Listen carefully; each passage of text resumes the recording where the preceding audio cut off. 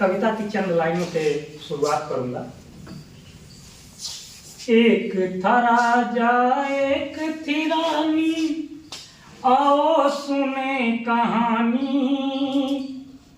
रानी बुद्धिमान, राजा पैसे का था अभिमानी। राजा को था पैसों पर बहुत बड़ा अभिमान। रानी थी स्वभाव से सुंदर और बहुत बुद्धिमान। किसी राज्य में एक राजा राज्य करते थे। उनको अपने राज्य के धन दौलत पैसे पे बहुत अभिमान था। उनका मानना था कि पैसे से ही सब कुछ संभव है। भाई बहन रिश्ते नाते सब कुछ उनके लिए पैसा ही था। लेकिन रानी स्वभाव से बड़ी ही सुंदर और बुद्धिमान थी। वो पैसे की बजाय बुद्धि को ज्यादा महत्व देती थी।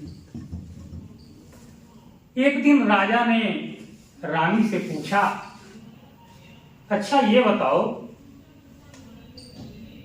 कि पैसा और बुद्धि दोनों में अगर प्राथमिकता देनी हो तो तुम किसे प्राथमिकता दोगी, किसे बड़ा मानती हो?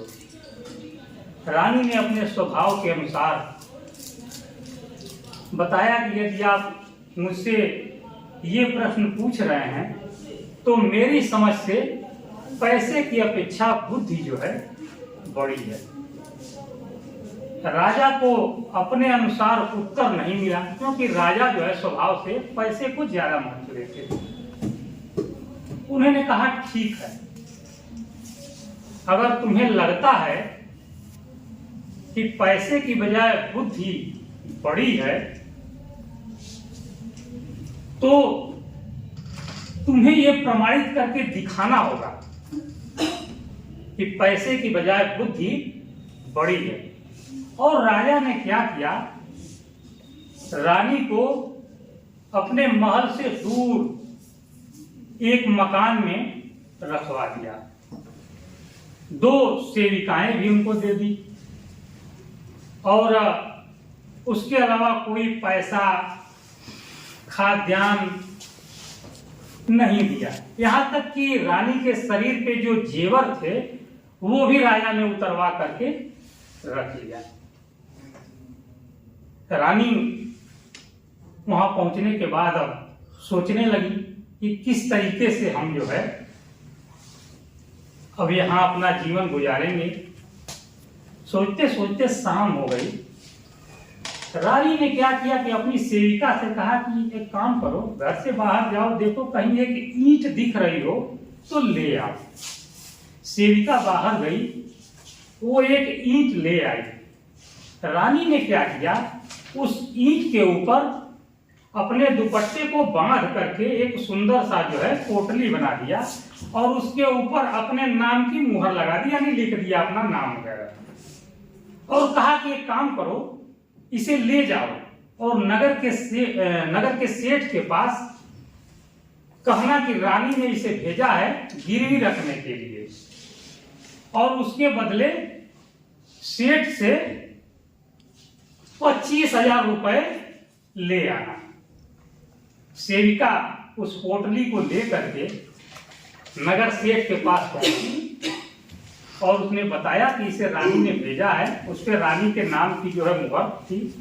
तो सेठ ने समझा कि जब रानी ने भेजा है तो ये कोई बहुत कीमती चीज होगी। सेठ ने सहज ही उसे रखवा करके और 25,000 रुपए सेविका के हाथ में दे दिया। इधर रानी के पास तब तक एक ठग पहुंचा। जा करके और रानी से कहता है कि कुछ दिनों पहले मैंने 4,000 रुपए लेकर के आपके पास अपनी एक आंख गिरवी रखी थी। मुझे अब अपने आंख की जरूरत है, आप मेरी आंखें लौटा दीजिए और अपना 4,000 रुपया ले लीजिए। रानी बड़ी परेशान हुई कि ये कौन सी मुसीबत आ गई, लेकिन रानी बुद्धिमान थी। उन्होंने सोचा, घर के अंदर गई, फिर बाहर आई और उस ठग से उन्होंने कहा कि देखो, हमारे पास बहुत से लोगों की आंखें गिरवी रखी हुई हैं और तुम्हारी आंख उसमें से पहचान में नहीं आ रही है। एक काम करो कि तुम अपनी दूसरी आंख भी निकाल के दे दो, हम ले जा करके और उस आंख से मिला करके और तुम्हारी आंखें ले आकर के तुम्हें दे दूंगी। अब ठग बड़ा परेशान हुआ कि कैसे यहां से जान बचे, भगे यहां से। ठग ने बड़ा अनुनय विनय किया और फिर रानी को कुछ पैसे दे करके अपनी जान छुड़ाया और वहां से 9-11 हुआ। इधर राजा, जिसे पैसे का अहंकार था, धीरे धीरे, बुद्धि से काम नहीं लेते थे राजा, धीरे धीरे लोगों ने राजा से पैसे ऐंठना शुरू कर दिया। राजा की स्थिति दिन पर दिन खराब होती जा रही थी और इधर रानी, जो पैसा सेठ के पास से आया और जो इस ठग से मिला, उसको मिला करके उन्होंने व्यापार करना शुरू कर दिया। धीरे धीरे बहुत सारा पैसा इकट्ठा हो गया और रानी जहां अकेले घर था रह रही थी, वहां बहुत सारे घर हो गए। रानी ने उन पैसों से